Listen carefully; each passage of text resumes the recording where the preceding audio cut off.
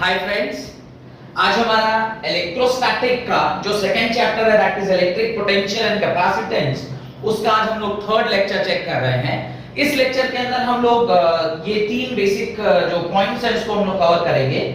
हम लोगों ने ऑलरेडी देख रखा है कि इलेक्ट्रोस्टैटिक पोटेंशियल क्या होता है, इलेक्ट्रिक पोटेंशियल क्या होता है, इलेक्ट्रिक पोटेंशियल डिफरेंस किसे कहते हैं, इलेक्ट्रिक पोटेंशियल कंजर्वेटिव नेचर का होता है। ये सारी चीजें हम लोग डिटेल में देख चुके हैं। अब हमें तीन सिस्टम के बारे में पढ़ना है। एक है फॉर द पॉइंट चार्जेस, यानी आप ये सीखेंगे कि इलेक्ट्रोस्टैटिक पोटेंशियल एक पॉइंट चार्ज का कैसे निकालते हैं।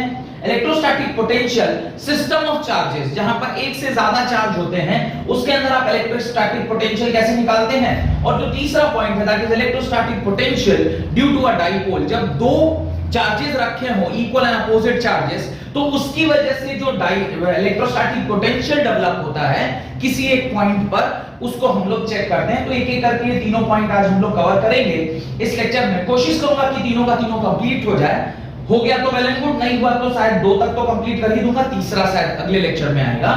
तो अभी पहला हेडिंग आप डालें electrostatic potential due to a point charges. जिसने भी मेरा वीडियो पहले लेक्चर्स का नहीं देखा है और आप पहली बार मेरे चैनल पर आ रहे हैं, प्लीज मेरे इसके पहले के दो लेक्चर जो इलेक्ट्रोस्टैटिक पोटेंशियल के ऊपर बनाया हुआ है उसको एक बार चेक कर दीजिए। लिंक जो है वो डिस्क्रिप्शन बॉक्स में आपको मिल जाएगा, जहां पर आपको फर्स्ट लेक्चर सेकंड लेक्चर दोनों का लिंक मिलेगा।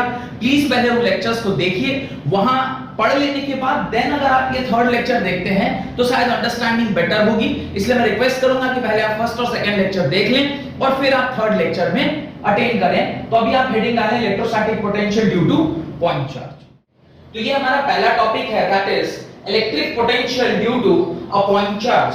देखिए बहुत सरल सा इसका डेरिवेशन है, सिर्फ अगर ध्यान देकर कोशिश करेंगे ना समझने की तो आपको ये समझ में आ जाएगा। Because everything can not be learn, आपको समझना ही पड़ेगा। तो देखिए एक पॉइंट P है जो हम O से कुछ दूरी पर, कितनी दूरी पर रखा हुआ है ध्यान से देखिएगा, ये R दूरी पर रखा गया है और यहां पर मैं Q चार्ज डाल रहा हूं, पॉजिटिव Q चार्ज। और मैं चेक करना चाहता हूं कि इस पॉजिटिव Q चार्ज की वजह से इस P पॉइंट पर कितना पोटेंशियल डेवलप होगा, इलेक्ट्रोस्टैटिक पोटेंशियल या इलेक्ट्रिक पोटेंशियल। तो हम लोग क्या करते हैं, एक छोटा सा पॉइंट यहां पर B मान रहे हैं और उसको एक थोड़े से दूरी पर A पॉइंट मानते हुए, एक थोड़ी से दूरी पर A पॉइंट मानते हुए जो कि कितना है dx दूरी के बराबर है। Why we are taking dx, हम लोग एक्चुअली इसको इंटीग्रेट कर रहे हैं। अभी थोड़ा सा ध्यान देकर समझिएगा, आप समझ जाएंगे। और यहां मैं इंफिनिटी बना रहा हूं तो शायद मेरे ख्याल से अब इंफिनिटी का मतलब आपको अच्छे से पता है कि व्हाट इज इंफिनिटी। और यहां से लेकर जो A पॉइंट तक की दूरी है इसको हम लोग क्या कह रहे हैं, x कह रहे हैं। पहले ये जो मैंने डायग्राम बनाया इसको अच्छे से समझिए, ये समझ में आ गया तो डेरिवेशन काफी आसानी से समझ में आ जाएगा। What we are trying to do is एक unit positive test charge +1 coulomb, इसी को हम लोग क्या बोलते हैं, unit positive test charge. Unit positive test charge को इंफिनिटी से यहां लाएंगे। इंफिनिटी से यहां लाने के क्रम में A पॉइंट से B पॉइंट जिसकी दूरी मात्र dx है, हम एक एलिमेंटल डिस्टेंस ट्रैवल कराएंगे और उसको फिर इंटीग्रेट करके ओवरऑल चेक कर लेंगे कि इंफिनिटी से यहां आने में कितना उसको फोर्स लगेगा या कितना वर्क डन होगा, और फिर उस वर्क डन से आगे का डेरिवेशन चलेगा। तो अभी मुझे ये समझ में आ रहा है कि इस पॉजिटिव Q चार्ज की वजह से ये जो यूनिफॉर्म, ये जो पॉजिटिव टेस्ट चार्ज है उसको जब मैं P पॉइंट पे लाऊंगा तो उसके अंदर कुछ इलेक्ट्रोस्टैटिक पोटेंशियल डेवलप होगा। उसी इलेक्ट्रोस्टैटिक पोटेंशियल को हम पॉइंट चार्ज की उस पर्टिकुलर पॉइंट पे हम चेक करते हैं। ठीक है, अब थोड़ा ध्यान से देखिएगा, जस्ट चेक। अभी मैं क्या करता हूं, फोर्स को लिखता हूं। अब देखिए फोर्स इज इक्वल टू क्या होता है, 1/4 पाई epsilon not Q1 Q2 by R square। R is what? Distance between the charges। अब इसको क्या मैं ऐसे लिख सकता हूं, 1/4 पाई एप्सिलॉन नॉट Q1 Q2, यहां पे Q1 कितना है, ओनली Q, और Q2 कितना है, Q0 है, और Q0 की वैल्यू किसके बराबर है, 1 के बराबर। और यहां से इसकी दूरी कितनी है, x है, तो मैं इसे क्या लिख देता हूं, x² लिख देता हूं। यानी इस टर्म को मैं ऐसा लिख सकता हूं, Q divided by 4 pi epsilon naught x²। अब हम बोलेंगे sir why you are calculating force, क्योंकि हमें इलेक्ट्रिक पोटेंशियल निकालना है because of a point charge किसी एक पर्टिकुलर पॉइंट पे, उसके लिए पहले मुझे क्या निकालना होगा, फोर्स निकालना होगा। अब मैं फोर्स को अगर मैं इसे वर्क डन के टर्म्स में लिखूं, क्यों वर्क डन करना पड़ रहा है, बिकॉज जब आप इंफिनिटी से किसी एक पॉइंट ए तक लाएंगे तो कुछ ना कुछ काम करना पड़ेगा, वही काम किसमें कन्वर्ट होगा, पोटेंशियल में कन्वर्ट होगा। अब मान लीजिए वो यहां से यहां लाने में कुछ एक काम किया आपने, और इसको यहां से यहां खिसकाने में अगर आपने dw काम किया, बिकॉज एलिमेंटल डिस्टेंस dx है, तो उसको काम कितना करना पड़ेगा, dw काम करना पड़ेगा। मैं इसे लिखता हूं minus f dx। Minus sign क्यों लिखा होगा, मेरे ख्याल से आपको समझ में आ गया होगा। I have written minus sign because एक पॉजिटिव चार्ज को एक दूसरे पॉजिटिव चार्ज की तरफ आप ला रहे हैं, तो you are actually what, you are doing work against the will of the charge. अगर चार्ज के अगेंस्ट द विल आप कुछ काम करते हैं तो वर्क डन क्या होता है, नेगेटिव होता है, बिकॉज फोर्स इस तरफ लग रहा है और डिस्प्लेसमेंट किधर, फोर्स उस तरफ लग रहा है और डिस्प्लेसमेंट किधर है, इस तरफ, और उसके बीच का एंगल कितना बनेगा, 180 डिग्री। जहां कहीं भी 180 डिग्री एंगल बनता है वहां पर माइनस साइन आता है। अब देखिए इस dw को मैं यहां लिखता हूं, dw is equal to, can I replace the value of force, इसको आप इक्वेशन नंबर अगर 1 मान लेते हैं, can I replace the value of force, yes I can. क्यों, यहां माइनस चार्ज है, माइनस साइन है, 4 pi epsilon naught x square dx। अब देखिए चूंकि मुझे इसे कैपिटल वर्क डन निकालना है यानी w निकालना है, मुझे इसको क्या करना पड़ेगा, इंटीग्रेट करना पड़ेगा। मैं इसे क्या करता हूं, देखिए इंटीग्रेट करता हूं। अगर मैं इंटीग्रेट करूंगा तो capital dw is equal to integration of minus q by 4 pi epsilon naught x square dx लिखेंगे। अब इसे मैं नेक्स्ट स्टेप में integration of dw will be written as capital W, और इसको ध्यान से देखिए, minus q by 4 pi epsilon naught integration 1 upon x square dx लिखेंगे, नहीं लिखेंगे, ये आपका वर्क डन का फंक्शन आ गया। अब देखिए इंटीग्रेशन कहां से कहां होगा, इंटीग्रेशन विल टेक प्लेस, आप चार्ज को कहां से कहां लेकर आ रहे हैं, you are bringing a charge from infinity to a particular point r, हम p तक लाना है ना, तो इसकी दूरी कहां है, चार्ज से कितनी दूरी पर है, r दूरी पर है, तो आप इसको इंटीग्रेट करेंगे फ्रॉम इंफिनिटी टू r। अब देखिए वर्क डन को आप जब लिखोगे तो क्या लिखोगे, minus q by 4 pi epsilon naught, integration थोड़ा सा देखते हैं, इसका इंटीग्रेशन का वैल्यू क्या आएगा। एक फार्मूला होता है integration of x and dx, that is equal to x के power n+1 whole divided by n+1। अब देखिए इसको अलग से इसलिए लिख रहा हूं ताकि इसकी वैल्यू हम लोग रिप्लेस कर सकें। यहां पे देखिए इंटीग्रेशन x के पावर क्या लिखा हुआ है, ये x के पावर -2 है, तो इसको मैं x के पावर -2 dx लिख रहा हूं, तो x के पावर -2 + 1 होल डिवाइडेड बाय -2 + 1। इसको जो आप सॉल्व करिएगा ये आएगा x के पावर -1 होल डिवाइडेड बाय -1, यानी इसको लिखा जाए तो क्या लिखेंगे, 1/x। तो इस चीज को जब आप इंटीग्रेट करोगे तो जो वैल्यू आएगी वो आप डायरेक्टली वहां से उठा लीजिए, इंटीग्रेशन ऑफ x के power -2 dx is equal to इसके बराबर, इसको आप इक्वेशन नंबर 2 मान लें और इक्वेशन नंबर 2 से यहां पे क्या कर लें, आप रिप्लेस कर लें। जब आप रिप्लेस करेंगे तो यहां लिखेंगे -x और लिमिट्स क्या डालेंगे, upper limit minus lower limit, work done. अब देखिए एक नेगेटिव साइन अंदर है, इसे मैं बाहर भी निकाल सकता हूं या फिर इसे पॉजिटिव करूंगा तो मेरा, अगर मैं इसे पॉजिटिव करूंगा तो लिमिट भी चेंज कर जाएगा। मैं एक काम करता हूं, ये नेगेटिव को बाहर ही निकाल देता हूं। अच्छा छोड़िए, लिमिट चेंज कर देते हैं, minus q upon 4 pi epsilon not, limit change कर रहा हूं 1 अपॉन x इंफिनिटी से r तक। अब इसको थोड़ा और ध्यान से देखिए, अगर ये वाला पार्ट आपको विजिबल है तो यहीं कर देता हूं। अच्छा कोई बात नहीं, आप पहले यहां तक उतार लें, यहां तक करने के बाद will rub the board and then will do it. ये वाला पिक्चर तो आपने बना ही लिया होगा, इस पिक्चर को अगर आपने बना लिया है तो मुझे ज्यादा नहीं, बस थोड़ी सी जगह चाहिए, यहां थोड़ा सा प्लेस चाहिए। देखिए w इज इक्वल टू, आप इधर देखें, -q by 4 pi epsilon naught और upper limit 1 upon infinity minus 1 upon r, work done is equal to -q upon 4 pi epsilon naught into 1 upon infinity is 0, यहां पे क्या बच गया, 1 by r। This implies work done is equal to minus minus positive q by 4 pi epsilon naught into 1 by r, that is equal to q by 4 pi epsilon naught r। यानी जो work done आपका calculate होके आया है वो है work done is equal to Q by 4 pi epsilon naught R। इसको आप क्या करेंगे, डब्बे में बंद कर लीजिए। Work done is equal to क्या आ रहा है, Q by 4 pi epsilon naught into R। और यही वर्क डन किसमें स्टोर हो रहा होगा, मैंने आपसे कहा था ना ये वर्क डन किसमें स्टोर होगा, this work done will be stored in the form of potential. तो इसी वर्क डन को आप क्या लिख सकते हैं, इसी वर्क डन को आप पोटेंशियल लिख सकते हैं Q by 4 pi epsilon naught into R। तो पोटेंशियल एक पॉइंट चार्ज की वजह से किसी भी एक पॉइंट जो कि R डिस्टेंस की दूरी पर है वो किसके बराबर आया, V is equal to Q upon 4 pi epsilon naught R।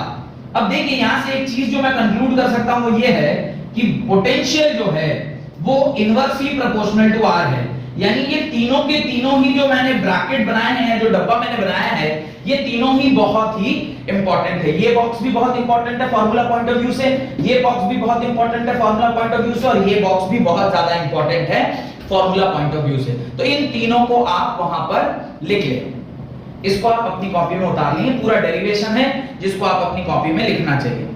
अगर यहां तक आपने लिख लिया है तो उसके बाद एक छोटी सी चीज और आपको समझ में आनी चाहिए। मैंने आपको लास्ट लेक्चर में बोला था कि जब electrostatic potential due to a point charge हम लोग पढ़ेंगे उसके अंदर मैं आपको तीन चीजें बताऊंगा, एक कॉन्सेप्ट बताऊंगा, दूसरा डेफिनेशन बताऊंगा, और तीसरा graph between potential and R भी ड्रॉ करेंगे। तो अभी हम नेक्स्ट काम क्या करते हैं, ग्राफ बिटवीन पोटेंशियल और R डेवलप करते हैं। उससे पहले मैं आपको एक चीज और याद दिलाना चाहता हूं कि इलेक्ट्रिक फील्ड का जो प्रोपोर्शनैलिटी था वो किसके करस्पॉन्डिंग था, E was inversely proportional to R square। लेकिन अभी तुरंत आपने देखा है V is proportional to inversely proportional to R के बराबर है। यानी इन दोनों को कहीं ना कहीं एक रिलेशनशिप इनके बीच में डेवलप हो रहा है। क्या रिलेशनशिप है, वोल्टेज जो है वो इनवर्सली प्रोपोर्शनल टू R है। इसका मतलब स्क्वायर रिलेशनशिप नहीं है। अगर आप एक यूनिट R में बढ़ते हैं तो पोटेंशियल करस्पॉन्डिंगली एक ही यूनिट घटता है, इनवर्सली प्रोपोर्शनल है तो घटेगा। अगर आप 2 यूनिट बढ़ रहे हैं तो वोल्टेज जो है वो 2 टाइम्स ही घटेगा। लेकिन इलेक्ट्रिक फील्ड में क्या हो रहा था, इलेक्ट्रिक फील्ड में जब आप 1 यूनिट बढ़ते थे तो पहली बार तो इलेक्ट्रिक फील्ड 1 यूनिट ही बढ़ रहा था, लेकिन जब आप 2 से 3 हुए यानी distance was change from 2 centimetre to 3 centimetre, उस टाइम पे अगर चेंज आपका 2 सेंटीमीटर का था तो इलेक्ट्रिक फील्ड करस्पॉन्डिंगली कितने से चेंज हो जाएगा, 4 से। अगर आप 3 सेंटीमीटर का चेंज है तो इलेक्ट्रिक फील्ड कितने से चेंज हो जाएगा, 9 टाइम्स से चेंज हो जाएगा। तो यहां पे स्क्वायर इनवर्स का रिलेशनशिप है, वेयरएज पोटेंशियल के साथ सिर्फ इनवर्स रिलेशनशिप है, स्क्वायर इनवर्स नहीं है। ये काफी इंपॉर्टेंट पॉइंट है और इसी को ध्यान में रखते हुए हम लोग अभी एक ग्राफ प्लॉट करेंगे। अब हम लोग इलेक्ट्रिक पोटेंशियल का ग्राफ प्लॉट कर रहे हैं विद रिस्पेक्ट टू डिस्टेंस। ये आपका क्या है, this is V versus R का ग्राफ प्लॉट हम कर रहे हैं। This is distance from the charge, distance from the charge, और V is electric potential, this is electric potential. ध्यान से देखिएगा, चूंकि ऑलरेडी अभी आप लोगों को मैंने समझाया है कि इलेक्ट्रिक फील्ड और इलेक्ट्रिक पोटेंशियल का कुछ रिलेशनशिप है। ध्यान होगा, अभी थोड़ी देर पहले मैंने बताया था electric field is inversely proportional to R square and electric potential is inversely proportional to R। लगे हां तो एक और रिलेशनशिप लिख देता हूं, force is inversely proportional to R square. यानी फोर्स और electric field is inversely proportional to R square, whereas potential is inversely proportional to R। अब अगर मैं इनके ग्राफ प्लॉट करता हूं तो अगर V वर्सेस R डिस्टेंस को आप देखें तो V वर्सेस जो R ग्राफ होगा वो कुछ इस प्रकार से होगा, जहां पर E जो आपका पोटेंशियल है वो ग्रेजुअली नीचे की ओर जा रहा है और ये इंफिनिटी तक जाएगा, बिकॉज ये सिर्फ R है। लेकिन जब मैं इसी ग्राफ में इलेक्ट्रिक फील्ड वाला कंपोनेंट भी डालूंगा, इलेक्ट्रिक फील्ड वाला जो कंपोनेंट इसमें डालने के बाद ग्राफ कुछ ऐसा बनने वाला है। The reason for this is कि इसका जो स्लोप है वो इससे ज्यादा रहेगा, बिकॉज यहां इनवर्सली प्रोपोर्शनल टू R है और यहां inversely proportional to R square है। और ये जिस पॉइंट पर ये जिस पॉइंट पर एक दूसरे को कट करते हैं, experimentally that value is found to be 1। Experimentally ये वैल्यू क्या पाया गया?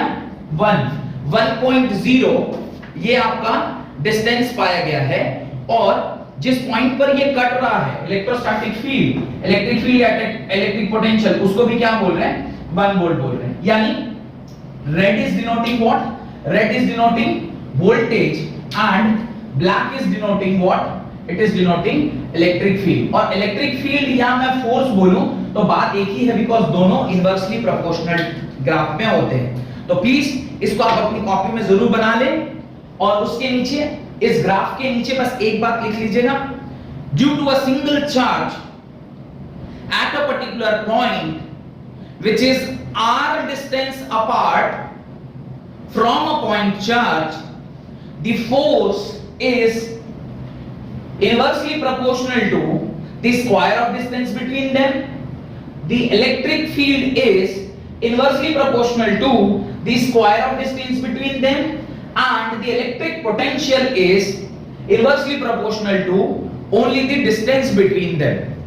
It is not squarely dependent, it is simply the distance. तो थर्ड पॉइंट ये लिखिएगा, potential is inversely proportional to the distance between them. Inversely proportional होता है। Done? इसके बाद आप एक सवाल वहां पर लिखें, राइट? ये ग्राफ जरूर बना लीजिएगा अपनी कॉपी में, काफी इंपॉर्टेंट सा ग्राफ है और एग्जाम में कईयों बार ये ग्राफ पूछा जाता है। पर ये ग्राफ कभी अकेले नहीं पूछा जाएगा, ये जब भी पूछा जाएगा तो आपको electric potential due to point charge का पूरा डेरिवेशन के साथ पूछा जाएगा। आपको अगर ये एग्जाम में पूछा जाता है तो ये 3 मार्क्स का एक क्वेश्चन बन सकता है, how to find the electric potential due to a point charge. तो मैंने जो डेरिवेशन आपको कराया है वो उसका डेफिनेशन और फिर ये पूरा ग्राफ बनाएंगे तो आपको 3 मार्क्स आसानी से मिल जाएगा, जो कि मिलना भी चाहिए। अगर ये सारा कुछ आप लिख देते हैं वहां पे तो क्यों नहीं कोई नंबर दे आपको। लिखें अगला सवाल, what is the electric potential at a surface of silver nucleus of diameter 12.4 Fermi having atomic number Z 47. What is the electrostatic potential at the surface of silver nucleus of diameter 12.4 Fermi having atomic number of silver is equal to 47.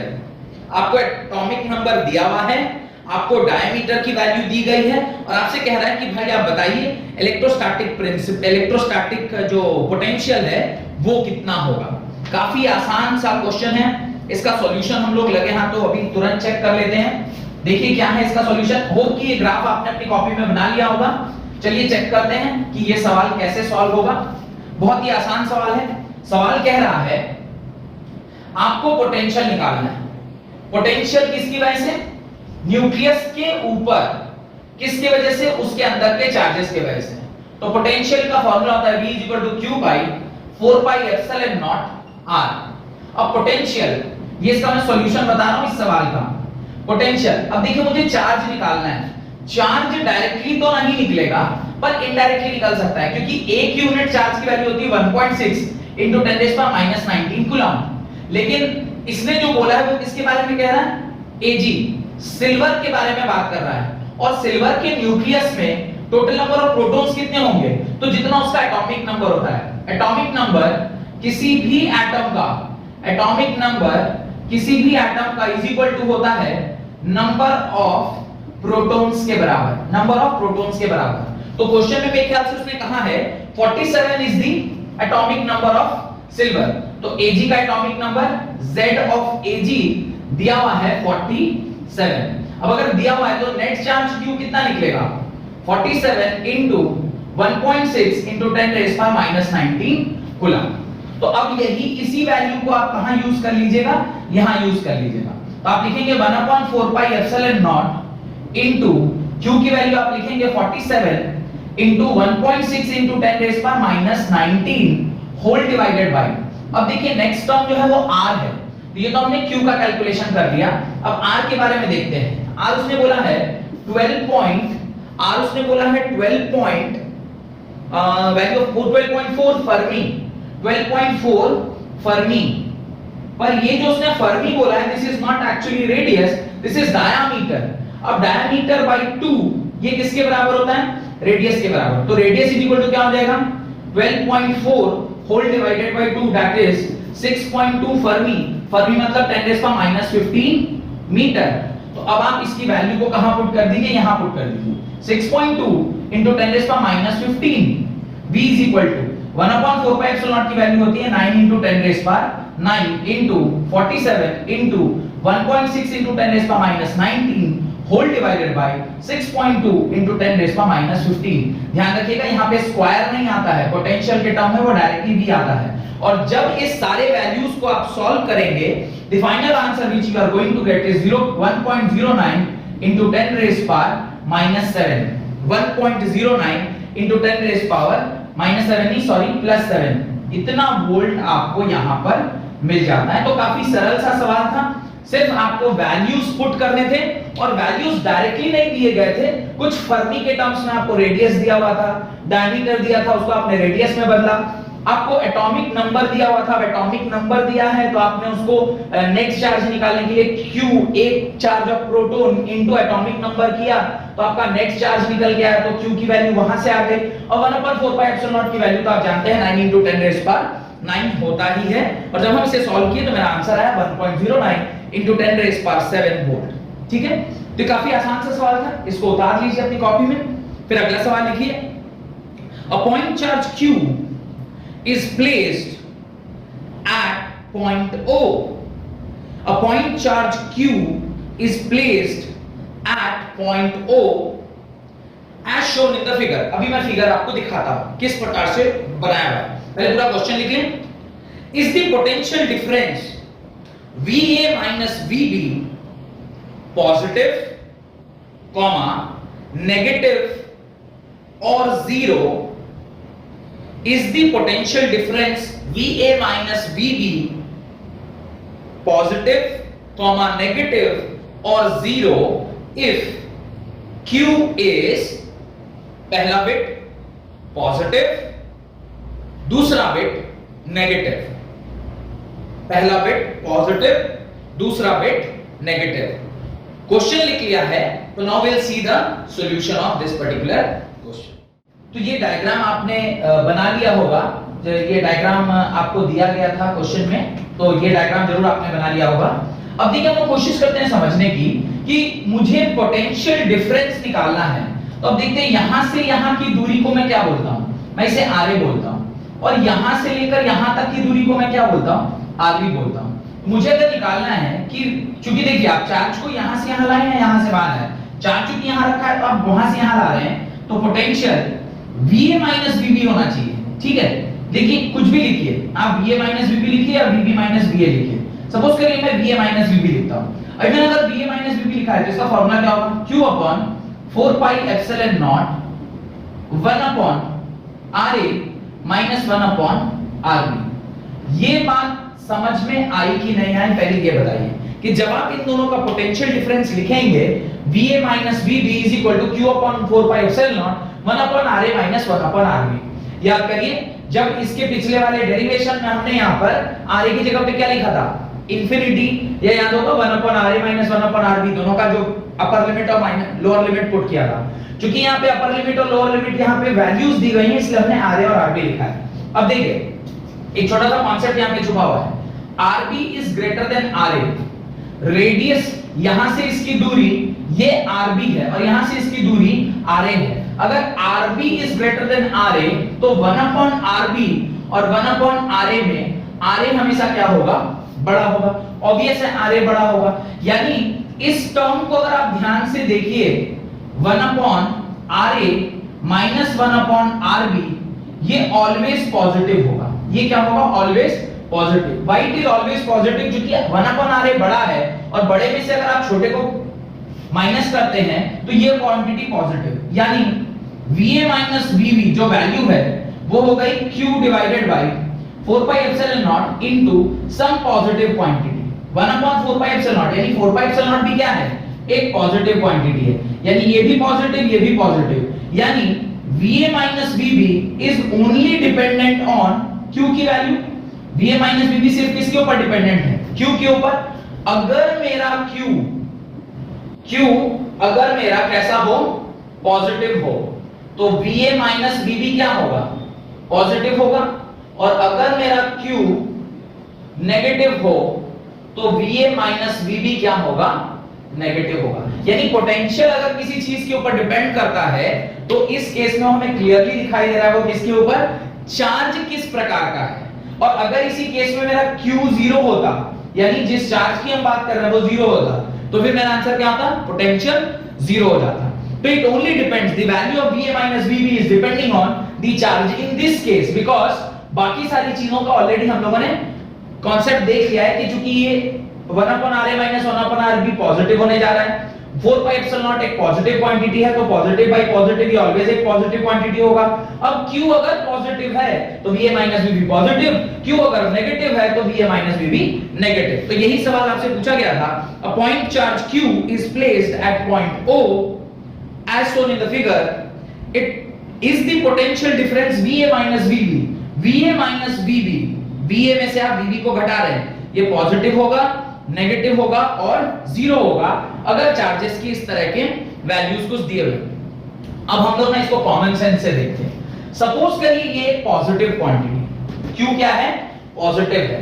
Q अगर positive है तो मैंने आपको पहले बताया है कि जो पॉजिटिव चार्ज के ज्यादा नजदीक होता है उसका पोटेंशियल क्या होता है? बड़ा होता है, और जो दूर होता है उसका पोटेंशियल छोटा होता है। तो अगर इसकी वैल्यू बड़ी है और इसकी वैल्यू छोटी है, तो इससे जब इसको माइनस करेंगे तो बड़े में से छोटे को माइनस करते हैं तो कुछ ना कुछ पॉजिटिव क्वांटिटी मिलेगा, और वो पॉजिटिव क्वांटिटी ही पोटेंशियल है। तो जब ये पॉजिटिव चार्ज है, जब ये चार्ज पॉजिटिव है, तो VA माइनस VB मुझे क्या मिल गया? पॉजिटिव मिल गया।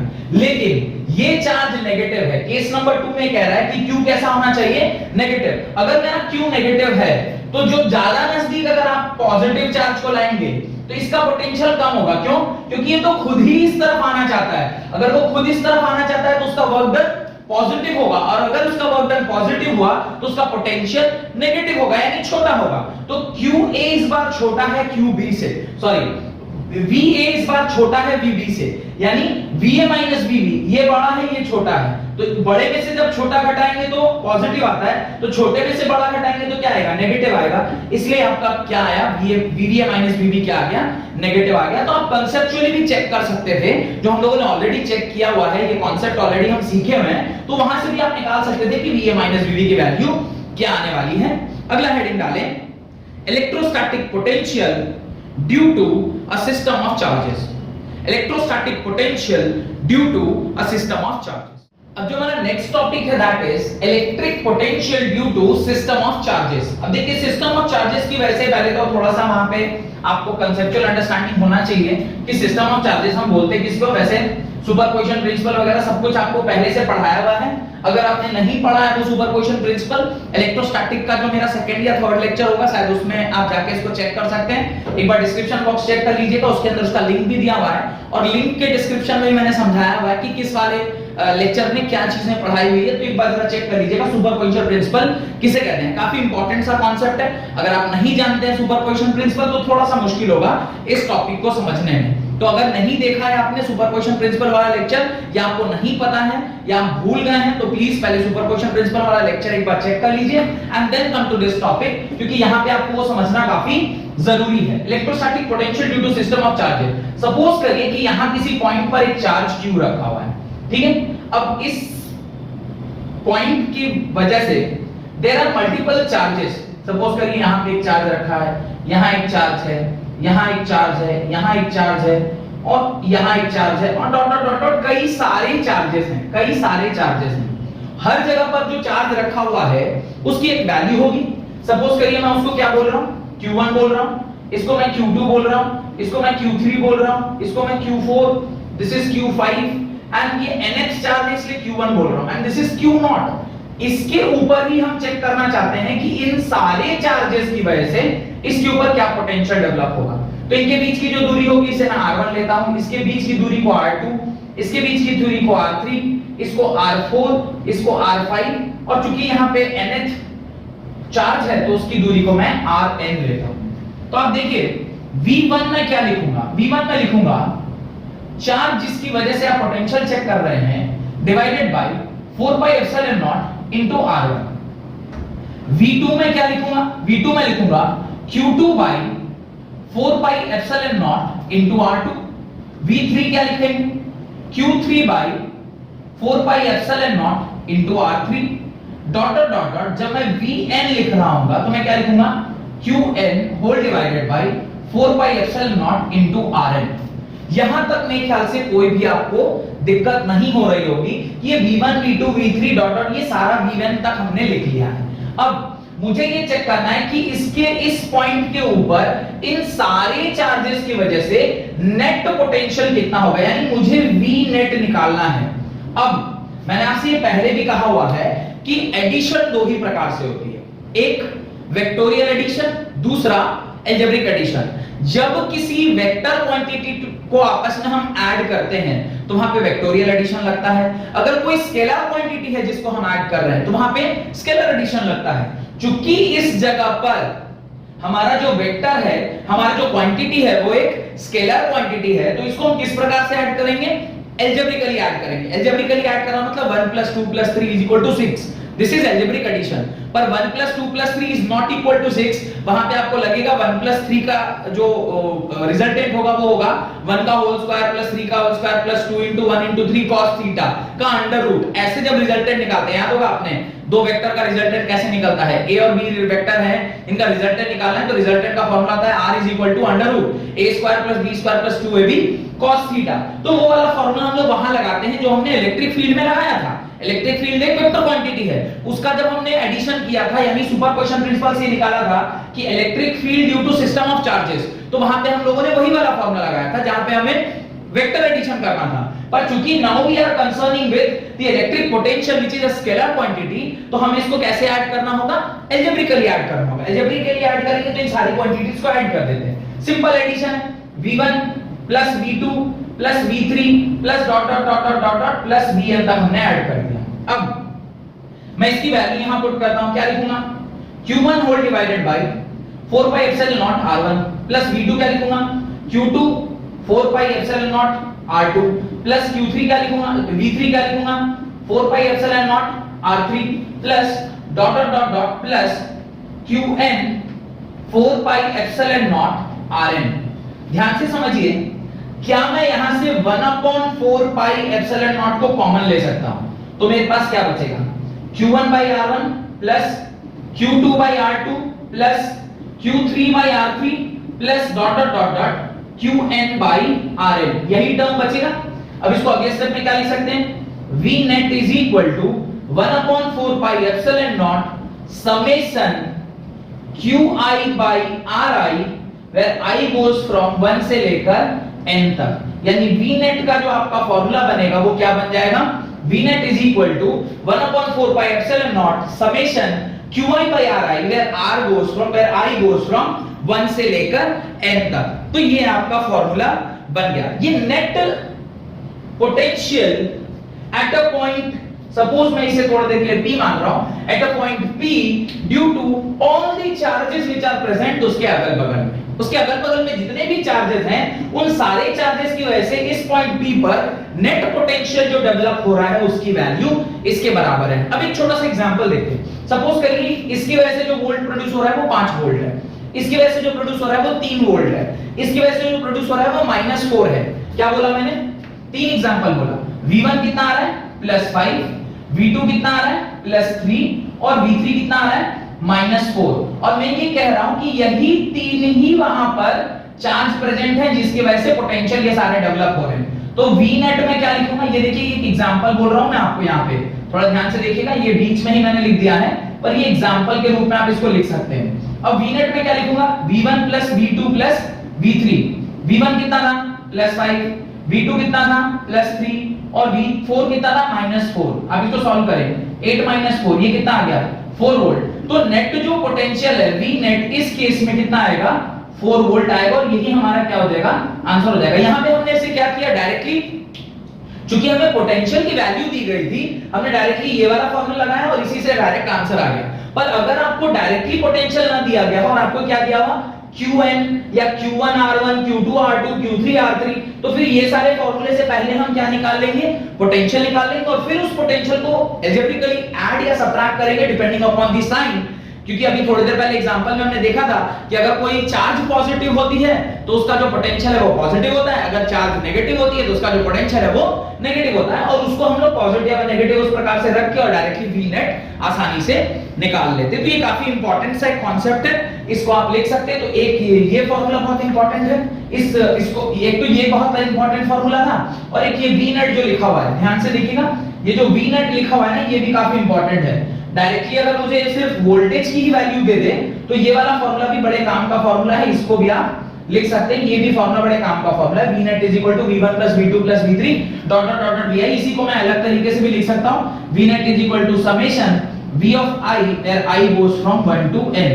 जो मैथमेटिक्स के स्टूडेंट हैं वो समेशन वाला टर्म थोड़ा जल्दी से समझ जाते हैं बिकॉज़ उनको प्रैक्टिस रहता है, पर जो लोग फिजिक्स केमिस्ट्री बायो लेकर पढ़ रहे होते हैं ना, उनको थोड़ा सा दिक्कत होता है ये समेशन वाले टर्म। ये और ये एग्जैक्टली सेम चीज लिखा हुआ है, this term and this term is 100% same, सिर्फ लिखने का तरीका अलग है। इसको समेशन के टर्म्स में लिखा है और इसको v1 v2 v3 and so on के टर्म्स में लिखा हुआ है। ऐसा नहीं है कि बायो वाले मैथ्स नहीं जानते, मैंने कई सारे ऐसे स्टूडेंट हैं जो बायो सब्जेक्ट लेकर भी मैथ्स उनका काफी अच्छा रहा, तो ऐसा नहीं है कि उनको नहीं समझ में आता है। पर अगर किसी बायो स्टूडेंट को थोड़ी दिक्कत होती है मैथ्स में, तो आप ये ऐसा समझें या ऐसा समझें, बात एक ही है।